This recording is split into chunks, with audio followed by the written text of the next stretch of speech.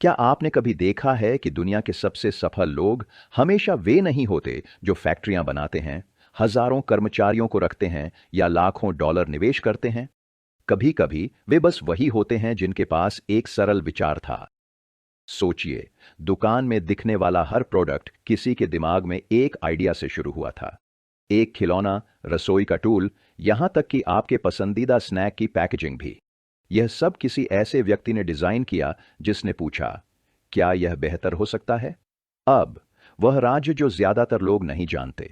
आपको खुद प्रोडक्ट बनाने की जरूरत नहीं है। आपको पैसे जुटाने, बड़े रिस्क लेने या ग्राहकों से निपटने की भी जरूरत नहीं है। इसके बजाय आप अपने आइडिया का लाइसेंस दे सकते हैं, बड़ी कंपनियों को किराए पर दे सकते हैं और रॉयल्टी कमा सकते हैं। स्टीफन की ने बिल्कुल यही किया। दशकों से उन्होंने नेस्ले, टॉयज आर एस और वॉलमार्ट जैसी कंपनियों को आइडिया लाइसेंस किए हैं। उन्होंने कभी फैक्ट्री नहीं चलाई, उन्होंने कभी सेल्स फ्लोर पर काम नहीं किया। फिर भी अपने ही घर से उन्होंने एक ऐसा व्यापार बनाया जिसने हर साल निष्क्रिय आय उत्पन्न की। और वन सिंपल आइडिया के इस सारांश में आप जानेंगे कि आप भी ऐसा कैसे कर सकते हैं। आप सीखेंगे कि रोजमर्रा की जिंदगी में छिपे अवसरों को कैसे पहचानें, अपने विचारों की रक्षा कैसे करें और कंपनियों को आपकी रचनात्मकता के लिए पैसे देने के लिए कैसे उत्साहित करें। तो अगर आपने कभी अपने श्रम के बजाय अपनी कल्पना से पैसा कमाने का सपना देखा है, तो मेरे साथ बने रहें, क्योंकि इस सारांश के अंत तक आप देखेंगे कि एक साधारण विचार आपका पूरा भविष्य कैसे बदल सकता है। एक सरल विचार की शक्ति। दशकों तक कंपनियां नए विचारों के लिए मुख्य रूप से अपने कर्मचारियों पर निर्भर रहीं। बाहरी आविष्कारकों पर शायद ही कभी ध्यान दिया जाता था। लेकिन समय बदल गया है। आज फ्रीलांसिंग और खुले नवाचार के साथ व्यवसाय नए विचारों के भूखे हैं, चाहे वे कहीं से भी आएं। उन्हें आपके रिज्यूमे, आपकी डिग्री या आपकी पृष्ठभूमि से कोई मतलब नहीं। अगर आपका विचार उन्हें प्रतिस्पर्धी बने रहने में मदद कर सकता है, तो वे उसे सुनना चाहते हैं। यही लाइसेंसिंग की खूबसूरती है। आपको अपनी कंपनी शुरू करने या बड़ी रकम निवेश करने की जरूरत नहीं है। इसके बजाय आप अपने आइडिया उन कंपनियों को किराए पर देते हैं जिनके पास संसाधन है, फैक्ट्रियां, वितरण और मार्केटिंग टीमें। आप बस रचनात्मकता पर फोकस करते हैं। सबसे अच्छी बात, आपको तुरंत अपनी नौकरी छोड़ने की जरूरत नहीं है। लाइसेंसिंग एक साइड हसल के रूप में शुरू हो सकती है। जब आपके आइडिया लगातार रॉयल्टी कमाने लगे, तब आप तय कर सकते हैं कि इसे अपना फुल टाइम करियर बनाना है या नहीं। पर याद रखें, यह मॉडल तभी काम करता है जब आप सच में क्रिएटिव प्रोसेस का मजा लेते हो। अगर यह बोझ लगता है, तो शायद यह आपके लिए सही रास्ता नहीं है। और यहां एक रोचक बात है, मौके हर जगह हैं। कंपनियां हमेशा अगली बड़ी चीज की तलाश में रहती हैं। मौजूदा प्रोडक्ट्स में छोटे छोटे बदलाव भी उन्हें मार्केट में अलग दिखा सकते हैं। प्रेरणा कहीं से भी मिल सकती है। रसोई में खाना बनाते वक्त, सुपरमार्केट में शॉपिंग करते समय या फिर गाड़ी चलाते हुए भी। पर इतने सारे संभावित प्रोडक्ट्स में से आप किस पर फोकस करें? जवाब सरल है, जो आपको पसंद है वहीं से शुरू करें। अगर आप खेलों के शौकीन हैं तो स्पोर्ट्स गियर देखें। अगर संगीत आपका जुनून है तो वाद्य यंत्रों और एक्सेसरीज का अध्ययन करें। जब आप वो क्षेत्र खोजते हैं जो आपको रोमांचित करते हैं, तो आइडिया जनरेशन काम नहीं, मजा बन जाता है। समय के साथ आप अपना निश ढूंढ लेंगे। वन सिंपल आइडिया के लेखक स्टीफन की ने यह सबक खुद सीखा। पहले उन्होंने कॉलेज में बिजनेस पढ़ा, पर क्लासेस से प्रेरणा नहीं मिली, तो उन्होंने सैन जोस स्टेट यूनिवर्सिटी में आर्ट में बदलाव किया। वह कोई महान पेंटर या मूर्तिकार नहीं थे, लेकिन उन्हें खिलौने बनाना पसंद था। सिलाई मशीन लेकर उन्होंने भरवां जानवर बनाना शुरू किया और कैलिफोर्निया के मेलों में बेचने लगे। बच्चों के चेहरे पर खुशी अनमोल थी, पर आर्थिक रूप से यह काफी नहीं था। स्टीफन घर नहीं खरीद सकते थे, शादी नहीं कर सकते थे, या वह जीवन नहीं बना सकते थे जो चाहते थे। अपने भविष्य के बारे में अनिश्चित, उन्होंने मार्गदर्शन के लिए अपने पिता की ओर रुख किया। उनके पिता ने उन्हें ऐसी सलाह दी जिसने सब कुछ बदल दिया। ऐसा काम खोजें जो आपकी मौजूदगी पर निर्भर न हो, कुछ ऐसा जो आपके सोते समय भी पैसा कमाता रहे। इसके बाद स्टीफन वर्ल्ड्स ऑफ वंडर नामक खिलौना स्टार्टअप में शामिल हो गए। 27 साल की उम्र में उन्होंने एक क्लासिक खिलौने का नया संस्करण बनाने में मदद की। एक टेडी बियर जो बात कर सकता था और आंखें झपका सकता था। यह नवाचार बहुत हिट रहा। सिर्फ 1 साल में 5 मिलियन से ज्यादा भालू बिक गए। इस अनुभव ने स्टीफन को उत्सुक बना दिया। इस शानदार आइडिया के पीछे कौन था? पता चला कि वह केन फोर्स थे। और सबसे दिलचस्प बात, केन न तो मैन्युफैक्चरिंग में थे न ही मार्केटिंग में। उन्होंने बस अपने आइडिया को कंपनी को लाइसेंस दिया था और जबकि कंपनी काम करती थी वे रॉयल्टी कमाते थे। उस पल स्टीफन को आखिरकार समझ आया कि उनके पिता का क्या मतलब था। उन्होंने लाइसेंसिंग की ताकत देखी, अपने विचारों को किराए पर देकर पैसा कमाना। प्रेरित होकर उन्होंने खिलौना कॉन्सेप्ट से शुरुआत करते हुए अपना खुद का लाइसेंसिंग बिजनेस बनाना शुरू किया। तो लाइसेंसिंग आखिर है क्या? फिर यह आपकी बौद्धिक संपदा को रॉयल्टी के बदले किसी कंपनी को लाइसेंस देने का काम है। फायदा छोटा हो सकता है, शायद $8,000 या बहुत बड़ा, यहां तक कि लाखों में, आपके आइडिया की ताकत और कंपनी के आकार पर निर्भर करता है। और याद रखें, एक स्वतंत्र क्रिएटर के रूप में आपके पास एक बढ़त है। आप भी एक उपभोक्ता हैं। आप जानते हैं क्या काम करता है, क्या नहीं, और लोग वास्तव में कौन से सुधार चाहते हैं। आपकी प्रेरणा ज्यादा है क्योंकि आपकी सफलता आपकी रचनात्मकता पर निर्भर है। इसके अलावा इंटरनेट की मदद से आप पहले से कहीं ज्यादा तेजी से आइडियाज पर रिसर्च, टेस्ट और वैलिडेट कर सकते हैं। लाइसेंसिंग अब सिर्फ चुनिंदा लोगों के लिए नहीं है। यह कल्पना और दृढ़ता वाले किसी भी व्यक्ति के लिए एक खुला दरवाजा है। अपना $1,000,000 आइडिया खोजें। ज्यादातर लोग आविष्कार को गलत तरीके से देखते हैं। वे एक आइडिया से प्यार कर बैठते हैं, प्रोटोटाइप बनाते हैं, पेटेंट फाइल करते हैं और तब जाकर ग्राहकों की तलाश शुरू करते हैं। समस्या क्या है? उन्होंने कभी नहीं पूछा कि क्या किसी को वास्तव में इसकी जरूरत थी। यही कारण है कि इतने सारे परफेक्ट प्रोडक्ट फेल हो जाते हैं। सिर्फ वो चीज बनाना काफी नहीं जिसे आप पसंद करते हैं, आपको वो बनाना होगा जो बाजार चाहता है। तो आप कहां से शुरू करें? शोध से। पैसा या ऊर्जा खर्च करने से पहले बाजार का ध्यानपूर्वक अध्ययन करें। हर सफल उत्पाद किसी समस्या का समाधान करता है या कोई इच्छा पूरी करता है। आपका आइडिया प्रतिस्पर्धा में टिकने, अलग दिखने और ग्राहकों को असली मूल्य देने में सक्षम होना चाहिए। अच्छी खबर यह है, आइडिया हर जगह मिलते हैं। खरीदारी, खाना बनाते या गाड़ी चलाते समय आप ऐसे प्रोडक्ट देखेंगे जिन्हें एक चतुर बदलाव से बेहतर बनाया जा सकता है। एक नोटबुक रखें, फोटो खींचें, आवाज रिकॉर्ड करें या प्रेरणा मिलने पर स्केच बनाएं। अपने आसपास की दुनिया को अपनी रिसर्च लैब की तरह समझें। याद रखें, कंपनियां सिर्फ एक और प्रोडक्ट नहीं चाहती, वे कुछ ऐसा चाहती हैं जिसमें वाह फैक्टर हो। अगर आपका आइडिया दोहराव वाला या बोरिंग है तो इसे नजरअंदाज कर दिया जाएगा। लेकिन अगर यह ताजा, उपयोगी और रोमांचक लगता है तो कंपनियां ध्यान देंगी। स्टीफन की ने यह सीख सीधे अनुभव से ली। एक जीवन भर के बास्केटबॉल प्रशंसक होने के नाते वे एक बार टॉयज आर ऑस में घूमते हुए हर बास्केटबॉल थीम वाले खिलौने का अध्ययन करने लगे। उन्होंने देखा कि बच्चे माइकल जॉर्डन की छवि वाली हर चीज की ओर खींचे चले आते थे।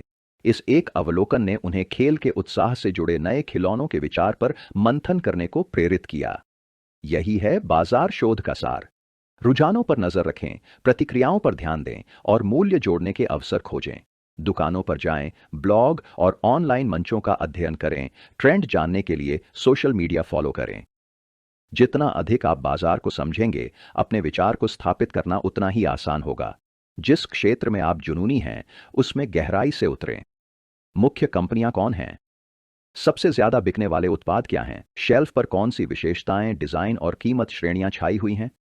अब खुद से पूछें, मेरा विचार कहां फिट बैठता है? कौन सी कंपनी इसे चाहेगी? मैं इसे सस्ता और नवीन कैसे बना सकता हूं? और याद रखें, हमेशा शुरू से आविष्कार करने की जरूरत नहीं है। कई बड़ी सफलताएं छोटे छोटे सुधारों से आती हैं। एक नई सुविधा, स्मार्ट डिजाइन या अपडेटेड उपयोग वाला प्रोडक्ट कंपनियों को उत्साहित करता है क्योंकि इसे बनाना आसान और सस्ता होता है।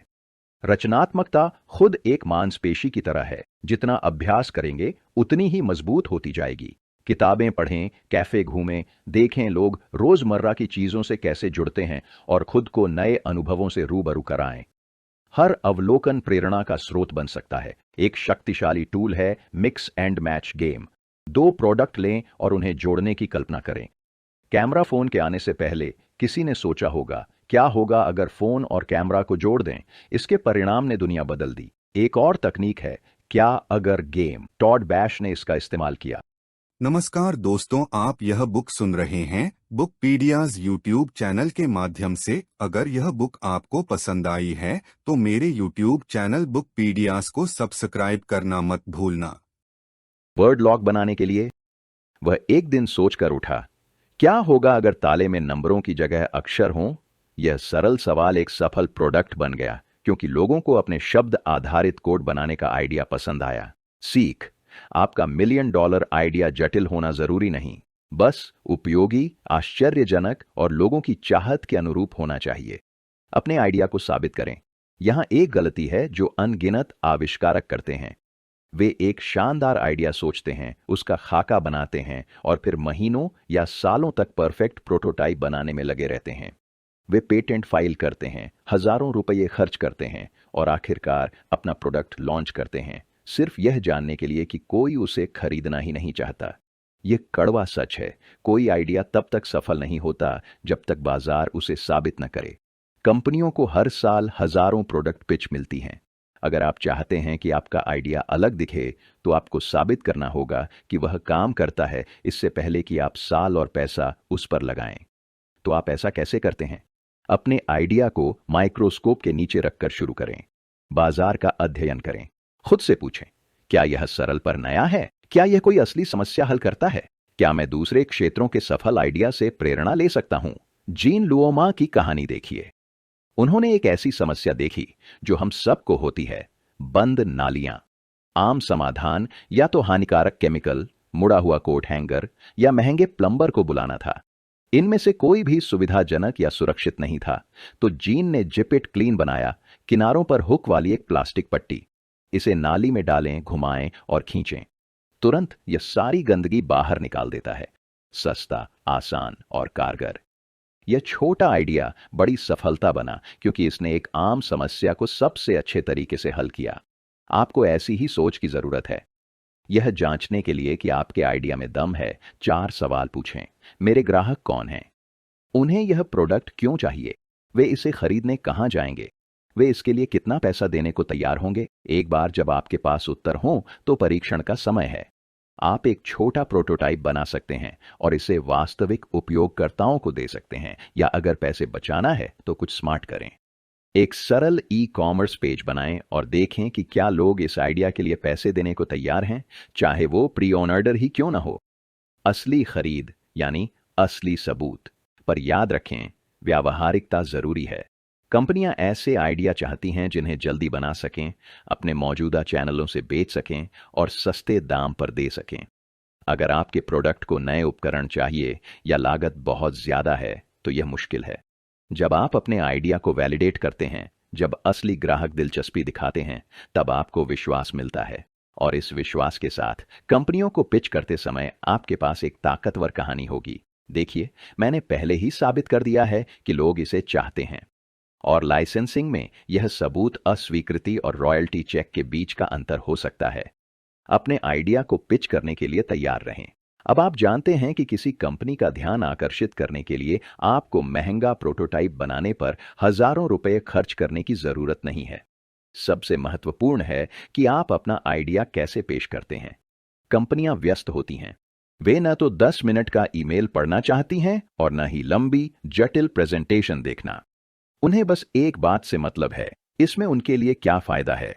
इसीलिए आपकी पिच 2 जरूरी टूल्स पर आधारित होनी चाहिए। पहला है एक लाइन बेनिफिट स्टेटमेंट। इसे अपनी एलिवेटर पिच समझें। वह एक वाक्य जो बताए कि आपका आइडिया क्यों महत्वपूर्ण है। इसे बनाने के लिए अपने प्रोडक्ट के हर संभव फायदे लिखें, फिर उन्हें महत्व के हिसाब से क्रमबद्ध करें। सबसे बड़ा फायदा, जो सबसे ज्यादा वैल्यू देता है, वही आपका एक लाइन स्टेटमेंट बनेगा। यही वह बात है जो आप कहेंगे अगर आपके पास निर्णयकर्ता के सामने सिर्फ 10 सेकंड हों। दूसरा टूल है सेल शीट, जो आपके आइडिया का एक पेज का विज्ञापन है। 60 सेकंड या उससे कम में जो भी इसे देखे, उसे आपके प्रोडक्ट का मूल्य समझ आ जाना चाहिए। आपकी सेल शीट में आपका एक लाइन फायदा, एक सरल चित्र, कुछ छोटे समर्थक लाभ, आपकी संपर्क जानकारी और सबूत कि आइडिया आपका है शामिल होना चाहिए। इसे साफ, सरल और प्रोफेशनल रखें, क्योंकि यही वो दस्तावेज है जिसे कंपनियां आपके प्रोडक्ट का मूल्यांकन करते समय अपनी टीमों के साथ शेयर करेंगी। एक बार जब आप ये टूल्स बना लेते हैं, तो पिच करने का समय आ जाता है।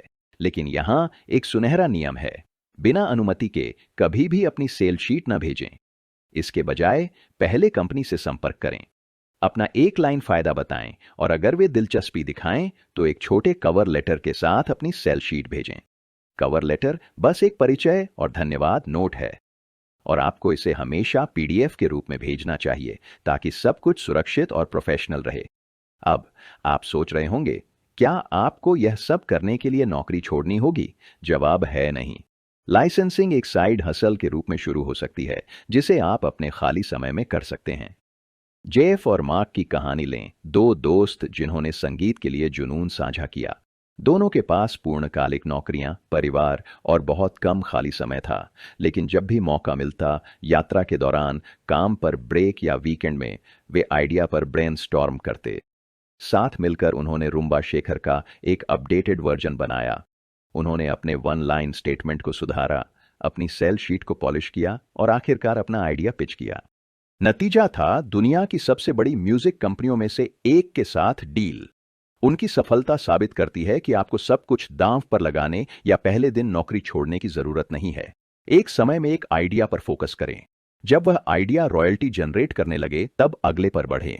समय के साथ आप पैसिव इनकम का एक स्थिर प्रवाह बना लेंगे, और एक दिन वह प्रवाह इतना मजबूत हो सकता है कि आपको पूरी आजादी दे, नौकरी छोड़ने और अपनी शर्तों पर जीने की क्षमता दे। अपना आइडिया संभावित लाइसेंस धारियों को सबमिट करें। क्या आप कंपनी को अपना आइडिया पिच करने से घबरा रहे हैं? अगर हां, तो आप अकेले नहीं हैं। शुरुआत में लगभग हर किसी को यह डर महसूस होता है। इस पर काबू पाने का राज अच्छी तैयारी में छिपा है। जब आप बाजार का अध्ययन कर एक ऐसा आइडिया चुनते हैं जो वास्तविक समस्या हल करे, उसे टेस्ट करते हैं और एक अच्छी सेल शीट बनाते हैं, तो आत्मविश्वास अपने आप बढ़ता है। और अनुभव के साथ आत्मविश्वास और बढ़ता जाता है। जितना ज्यादा आप पिच करेंगे, उतना ही कम डर लगेगा। डर हमेशा रहेगा, पर लाइसेंसिंग में सफल होने के लिए आपको इसे किनारे रखना सीखना होगा। यह एक संख्याओं का खेल है। जितने ज्यादा आइडिया आप बनाएंगे और जितनी ज्यादा कंपनियों से संपर्क करेंगे, डील पाने के चांस उतने ही बढ़ेंगे। हर पिच एक मौका है और हर रिजेक्शन बस प्रक्रिया का हिस्सा है। शुरुआती लोगों का सबसे बड़ा डर यह होता है कि कोई कंपनी उनका आइडिया चुरा लेगी।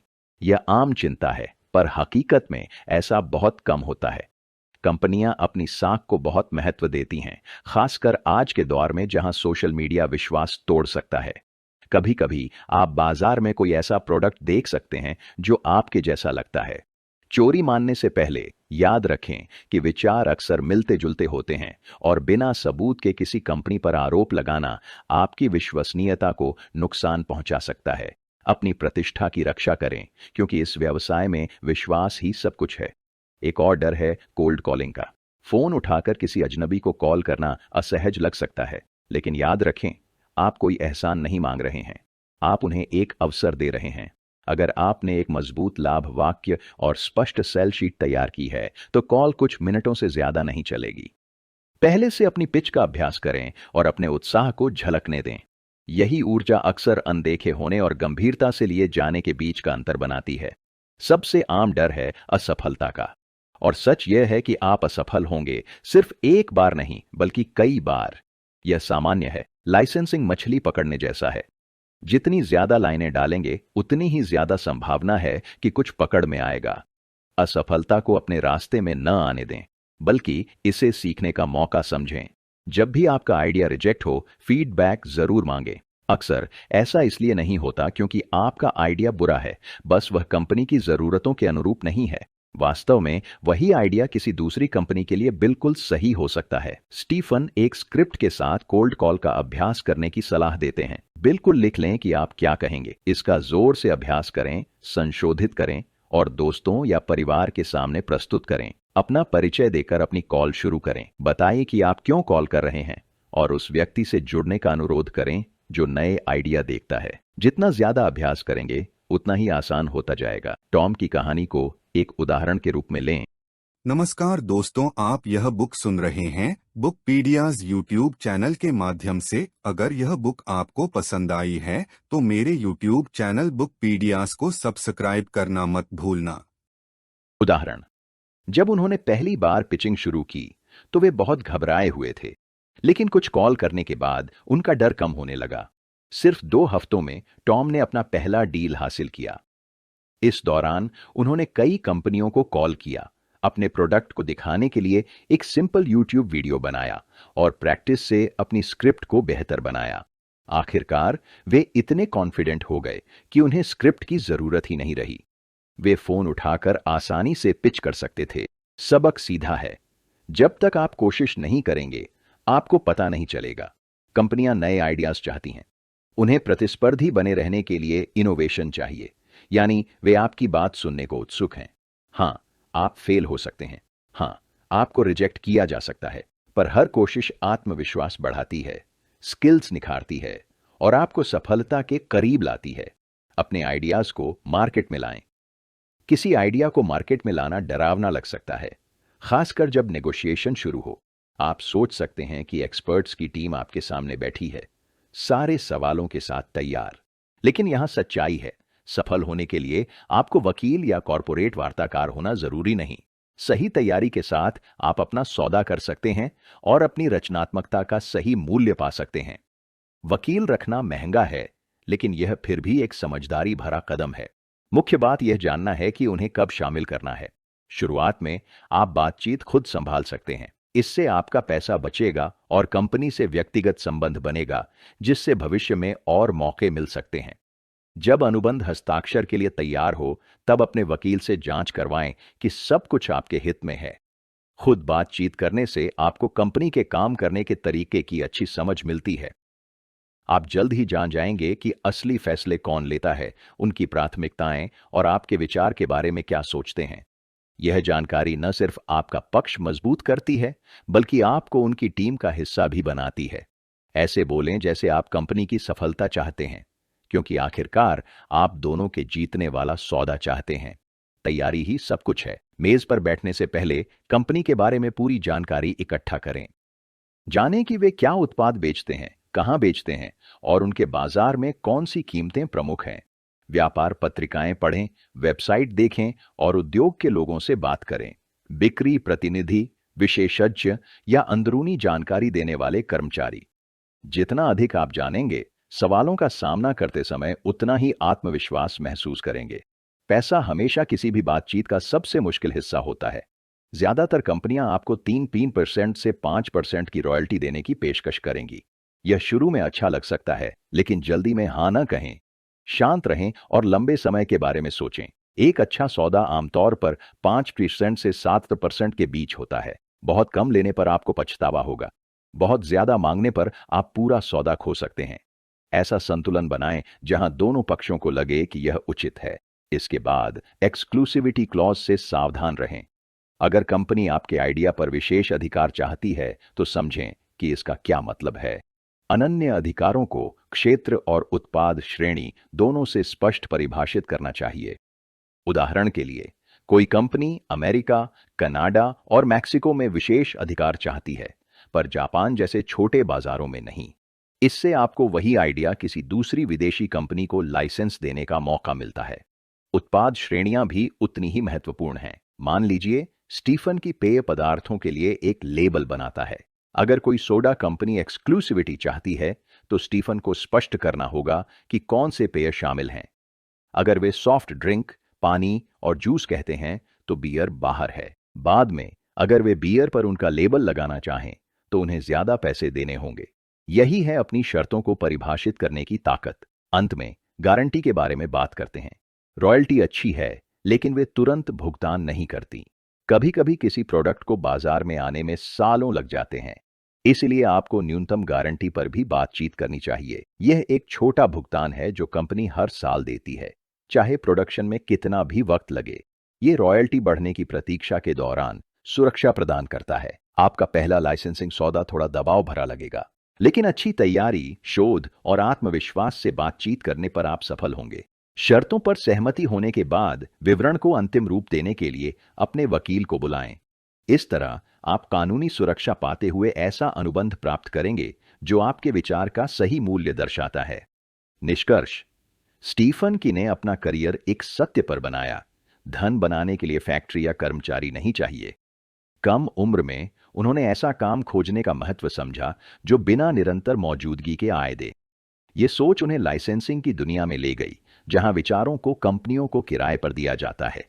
यह उनके जीवन का काम बना और आज यह आपका भी हो सकता है।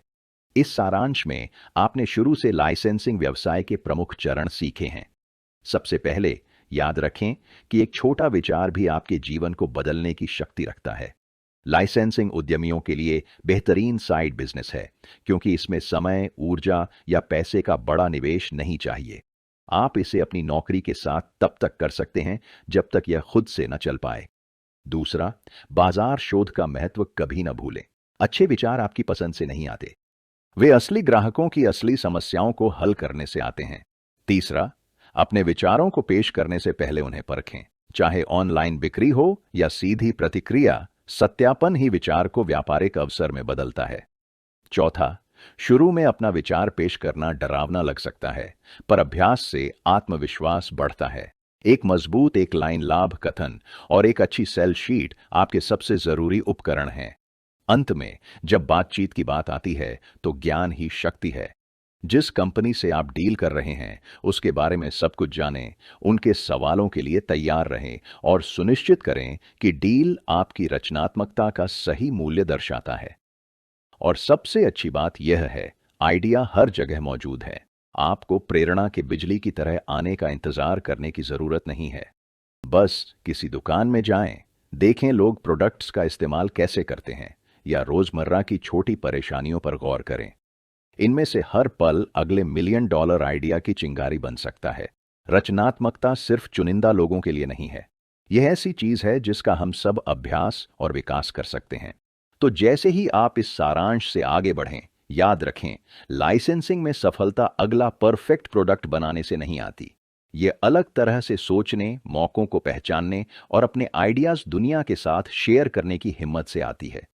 छोटे से शुरू करें, जारी रखें और एक सिंपल आइडिया को आजादी, रचनात्मकता और संभावनाओं के भविष्य का दरवाजा खोलने दें। और इसके साथ स्टीफन की वन सिंपल आइडिया का सारांश पूरा होता है। मुझे आशा है कि इस सारांश ने रचनात्मकता, व्यापार और एक सरल विचार कैसे आपका जीवन बदल सकता है, इसके बारे में नए तरीके से सोचने को प्रेरित किया है। लेकिन यहीं न रुकें। इस चैनल पर आपको 200 से अधिक ऑडियो बुक सारांश मिलेंगे, जिनमें सफलता, धन, मानसिकता, उत्पादकता और व्यक्तिगत विकास की बेहतरीन किताबें शामिल हैं। हर एक सारांश आप कभी भी, कहीं से भी मुफ्त में सीख सकते हैं। तो अगर आपको यह वीडियो पसंद आया तो लाइक बटन दबाएं और चैनल को सब्सक्राइब करें। नोटिफिकेशन बेल चालू करें ताकि आप हमारा अगला सारांश न चूकें। और अगर आपको इस किताब से कोई खास सीख मिली है तो उसे नीचे कमेंट में बताएं। मुझे जानना अच्छा लगेगा कि आप इसे अपनी यात्रा में कैसे उपयोग करेंगे। याद रखें, ज्ञान तभी शक्ति है जब आप इसे लागू करें। तो आज जो सीखा है उसे अमल में लाना शुरू करें। और इसी दौरान यहां अन्य सारांश भी देखें। आप नहीं जानते कि कौन सी किताब आपकी अगली बड़ी सफलता की प्रेरणा बन सकती है। सुनने के लिए धन्यवाद। सीखते रहें और अगले सारांश में फिर मिलेंगे।